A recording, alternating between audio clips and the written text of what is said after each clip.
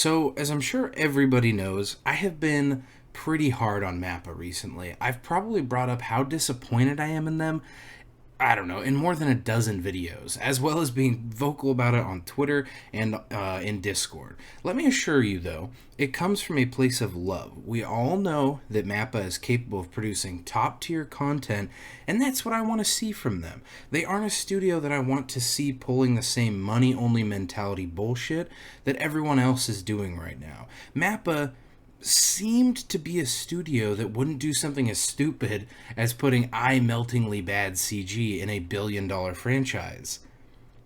But then they did that. I wasn't the only one who noticed this either. A couple days ago, I opened up YouTube Studio to look at comments and noticed that I had a lengthy one that started with the line, "I know this will make me sound like an insane conspiracy theorist, but," well, that piqued my curiosity, so I decided to read the comment thinking I would get to just chuckle at some insane rambling done by a crazy person.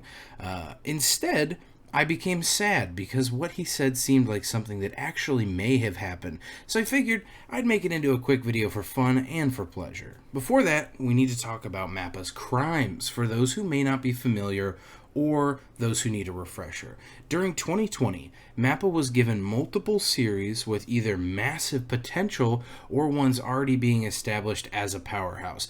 They took Attack on Titan, one of the most, if not the most popular series in the Western world, and used terrible CGI in it. Not even terrible for Mappa, I'm talking terrible for anyone, terrible for a high school art class. They were also responsible for the single biggest train wreck of an anime to come out in many years, God of High School. So, you can pretty easily understand why 2020 ended up being a very controversial year for Mappa. Now, since they said no thanks to being featured in this video, a decision I understand completely, by the way. You never know what group of insane 7-Up drinkers one of my videos might attract and piss off, so it's best to avoid being a target if you can.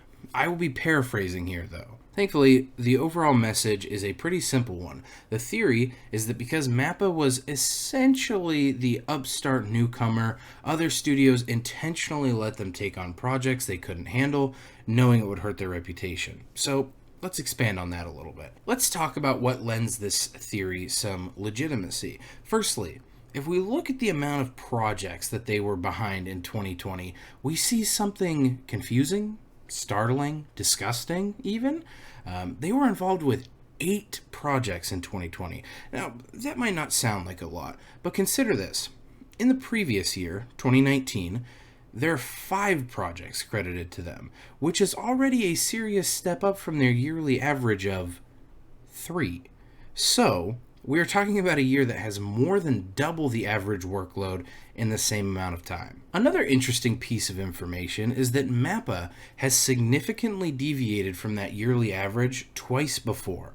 In 2019, like I brought up before, and again in 2017, where they pumped out 6, exactly double the average. What do all these years have in common?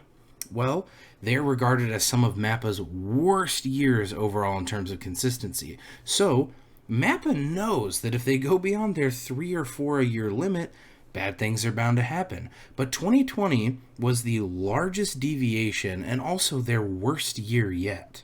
How does this all tie into the Mappa conspiracy, though?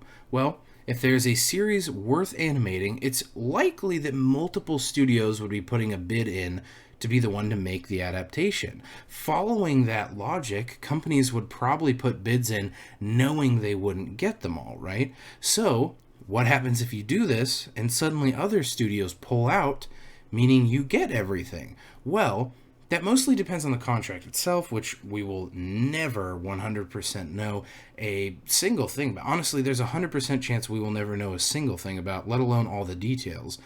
But knowing how prideful Japanese people can be, especially when it comes to competency, I would expect that they would stubbornly try and prove that they could handle it, even if they knew they couldn't. Now, if you were a company that was tired of the relatively new Mappa taking business away from you, you could do a sinister thing and make this all happen intentionally. And there you have it. That's the Mappa conspiracy. They got dished too much work via some lighthearted corporate sabotage, and instead of taking the blow to their pride and just asking to be released from some of them, they decided to just make them all, no matter how much that meant deviating from their normal quality control standards. Ironically, the hit to their reputation would have been way, way smaller if they just gave up on a few series for the year instead. So let me know what you think of this fan theory in the comments below. Personally, I already believed something similar to this anyways, just minus the corporate sabotage element, so fuck it, I'm on board. And sadly, this will remain a theory forever because we get so little information from the inner workings of Japan, and the information we do get is so heavily censored and changed anyways. But that's all I got for you today, so be sure to smash the button on this video and subscribe on all 200 of your alt accounts so I can wake up tomorrow and be over 1,000 subs. Today's featured comment is from ya boy Ghost Gaming saying, hello. Well, hello to you too, buddy, and I hope you have a good rest of your week. As always, if you want to be the featured comment in my next video, all you gotta do is leave one. It doesn't even have to be a nice comment. Any comment is eligible. Thanks for watching, and I'll see you with another video very, very soon.